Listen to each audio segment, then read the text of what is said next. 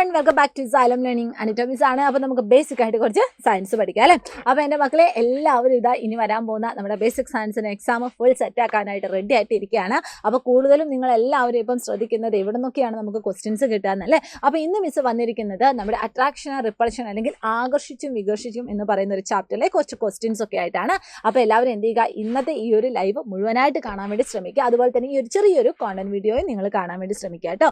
അപ്പോൾ ഈ ലൈവിൻ്റെ കേസും കൂടി മിസ് ഈ ഒരു അവസരത്തിൽ പറയുവാണ്. ഇന്ന് കൃത്യം 7 മണിക്ക് നമുക്ക് എന്തുണ്ട് മക്കളെ, യെസ് നമ്മുടെ സ്വന്തം മെഗാ മാരത്തോൺ നമ്മുടെ ചാനലിലുണ്ട്, എല്ലാവരും ജോയിൻ ചെയ്യണം. അപ്പോൾ നമുക്ക് എന്ത് ചെയ്യാം മക്കളെ, യെസ് നമ്മുടെ ക്വസ്റ്റ്യൻസിലേക്ക് നമുക്ക് കടക്കാം. നമ്മുടെ ഒന്നാമത്തെ ചോദ്യമാണ്, when do we make use of this north south directive property of magnets, right any two situation. കാന്തങ്ങൾ തെക്കു വടക്കു ദിശയിൽ നിൽക്കുന്നതിന് നാം പ്രയോജനപ്പെടുത്തുന്ന സന്ദർഭങ്ങൾ ഏതെല്ലാം? 2 സന്ദർഭങ്ങൾ എഴുതും. ഇതാണ് നമ്മുടെ ചോദ്യം. ഇപ്പം നമുക്കറിയാം മാഗ്നറ്റ്സ് അല്ലെങ്കിൽ കാന്തങ്ങളുടെ വിവിധ തരത്തിലുള്ള പ്രോപ്പർട്ടീസ്, സവിശേഷതകൾ നമ്മൾ പഠിച്ചിട്ടുണ്ട്. അതിൽ വളരെ പ്രധാനപ്പെട്ട ഒന്നാണ്, ഫ്രീ ആയിട്ട് നമ്മളൊരു മാഗ്നറ്റ്സ് അല്ലെങ്കിൽ ഒരു കാന്തം നമ്മൾ കെട്ടിത്തൂക്കിയിട്ടാൽ അതെപ്പോഴും നോർത്ത് സൗത്ത് ഡയറക്ഷനിൽ നിൽക്കും, അല്ലെങ്കിൽ എന്താണ് മക്കളെ, തെക്കു വടക്ക് ദിശയിൽ നിലനിൽക്കും. അപ്പോൾ ഈ ഒരു പ്രോപ്പർട്ടി ഉപയോഗപ്പെടുത്തുന്ന 2 സന്ദർഭങ്ങൾ. ഒന്നാമത്തെ സന്ദർഭമാണ് നമ്മളിപ്പോൾ മരുഭൂമിയിലൊക്കെ പോകുന്ന സമയത്ത് അവിടെ നമ്മൾ ദിശ അറിയാനായിട്ട് ഈ ഒരു മെത്തേഡാണ് നമ്മൾ യൂസ് ചെയ്യുന്നത്. അതേപോലെ തന്നെ നമ്മളിപ്പോൾ കടലിൽ നമ്മൾ ട്രാപ്പ് ആവുകയാണ്, നമ്മളിപ്പോൾ കപ്പലിൽ പോകുന്ന സമയത്തും അവിടെയും ദിശ അറിയാനായിട്ട് നമ്മൾ യൂസ് ചെയ്യുന്ന എന്താണ്, ഈ ഒരു മാഗ്നറ്റിൻ്റെ പ്രോപ്പർട്ടിയാണ്. അപ്പോൾ 2 സിറ്റുവേഷൻ പറഞ്ഞാൽ നമുക്കിപ്പം ഡിസേർട്ട് അല്ലെങ്കിൽ മരുഭൂമിയിലത്തെ കേസും പറയാം, അതുപോലെ തന്നെ കപ്പലിൽ നടക്കുന്ന ആ ഒരു കേസും നമുക്ക് പറയാനായിട്ട് പറ്റും. ഇനി അടുത്ത ചോദ്യം ഇതാണ്, വിട്ടുപോയ ഭാഗം പൂരിപ്പിക്കുക.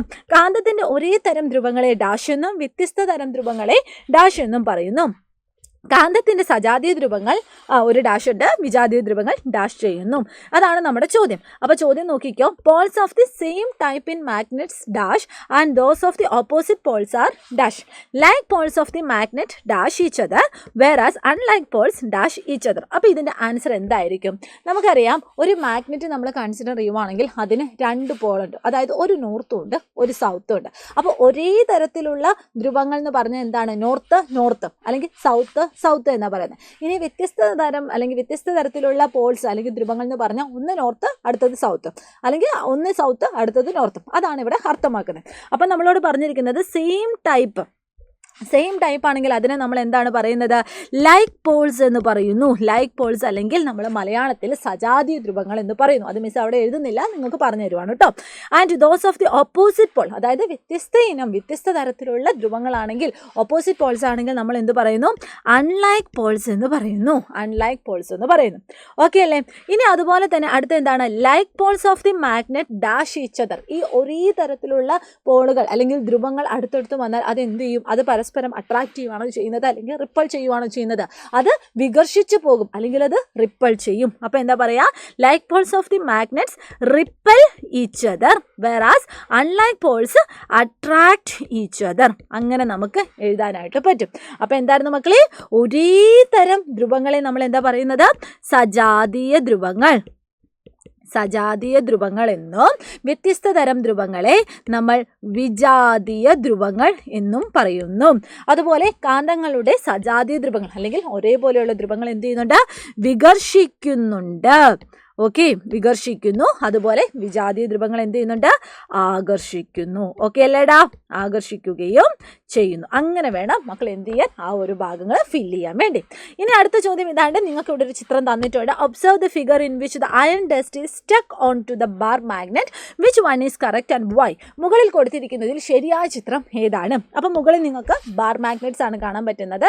ഈ ബാർ മാഗ്നറ്റ്സിൽ കുറച്ച് ഇരുമ്പിൻ്റെ പൊടികളും അയൺ ഡസ്റ്റ് ഇങ്ങനെ ഒട്ടിപ്പിടിക്കുന്നതായിട്ട് കാണാൻ പറ്റും. ഒന്നാമത്തെ ചിത്രത്തിൽ നോക്കിയാൽ അതിൻ്റെ ആ ഒരു സെൻറ്റർ പോർഷനിലാണ് കൂടുതലായിട്ടും അയൺ ഡസ്റ്റ് ഒട്ടിപ്പിടിച്ചിരിക്കുന്നത്. രണ്ടാമത്തെ ചിത്രം നോക്കുകയാണെങ്കിൽ എല്ലായിടത്തും ഏകദേശം ഈക്വൽ ആയിട്ടാണ് ഒട്ടിപ്പിടിച്ചിരിക്കുന്നത്. മൂന്നാമത്തെ ചിത്രം നോക്കുകയാണെങ്കിൽ അതിൻ്റെ ആ ഒരു 2 പോൾസ് അല്ലെങ്കിൽ 2 ധ്രുവ ഭാഗങ്ങളിലേക്കാണ് അല്ലെങ്കിൽ 2 എൻഡിലാണ് കൂടുതലായിട്ടും എന്ത് ചെയ്യുന്നത്, നമ്മുടെ അയൺ ഡസ്റ്റ് അക്യുമുലേറ്റ് ചെയ്യുന്നത്. അപ്പോൾ ഇതിൽ ഏതാണ് കറക്റ്റ് ആയിട്ടുള്ള ആൻസർ? ഏതാണ് മക്കളെ കറക്റ്റ് ആയിട്ട്? നമ്മുടെ 3 ആണ് കറക്റ്റ് ആയിട്ടുള്ളത്. കാരണം എന്താണെന്ന് വെച്ചാൽ നമ്മളിപ്പോൾ ഒരു മാഗ്നറ്റ് കൺസിഡർ ചെയ്യുവാണ് നോക്കുകയാണെങ്കിൽ അതിൻ്റെ പോൾസിലായിരിക്കും അല്ലെങ്കിൽ അതിൻ്റെ ധ്രുവഭാഗത്തായിരിക്കും ഏറ്റവും കൂടുതൽ കാന്തിക ശക്തി അനുഭവപ്പെടുന്നത്, അല്ലെങ്കിൽ മാഗ്നറ്റിക് സ്ട്രെങ്ത് ഏറ്റവും കൂടുതലുള്ളത് ഇതിൻ്റെ ഈ ഒരു 2 എൻഡ് ഭാഗങ്ങളിലായിരിക്കും. അതുകൊണ്ടാണ് നമ്മൾ എന്ത് പറയുന്നത്, ഈ അയൺ ഡസ്റ്റ് ഏറ്റവും കൂടുതൽ ഒട്ടിപ്പിടിക്കുന്നത് ഈ പറയുന്ന 2 പോൾസിലായിരിക്കും. ഓക്കെ അല്ലേടാ? അപ്പോൾ കാന്തത്തിൻ്റെ ധ്രുവത്തിനോട് അടുത്ത ഭാഗങ്ങളിൽ കാന്തിക ശക്തി കൂടുതലും അകന്നു പോകുന്തോറും കാന്തിക ശക്തി കുറവുമായിരിക്കും. Magnetic strength is stronger at the region near the pole. As the distance from the pole increases magnetic strength weakens. Okay, clear ആയില്ലേ? അപ്പോൾ ഈ കാര്യങ്ങളൊക്കെ എന്ത് ചെയ്യുക എൻ്റെ മക്കളെ നോട്ട് ചെയ്ത് വെക്കുക കേട്ടോ. അപ്പോൾ ഈ ഇത്രയും ക്വസ്റ്റ്യൻസേ മിസ് ചോദിക്കുന്നുള്ളൂ. ബാക്കി എല്ലാ ക്വസ്റ്റ്യൻസൊക്കെ ആയിട്ട് നമുക്കിനി മെഗാ മാരത്തോണിൽ കാണാം. എല്ലാവരും എന്ത് ചെയ്യുക, ഷാർപ്പ് 7 മണിയാകുമ്പോൾ നേരെ നമ്മുടെ ചാനലിലേക്ക് വരിക. അടിപൊളിയായിട്ട് നമുക്ക് നാളത്തെ എക്സാം തകർത്തെഴുതാം. അപ്പോൾ എല്ലാവർക്കും all the very best and thank you so much. By.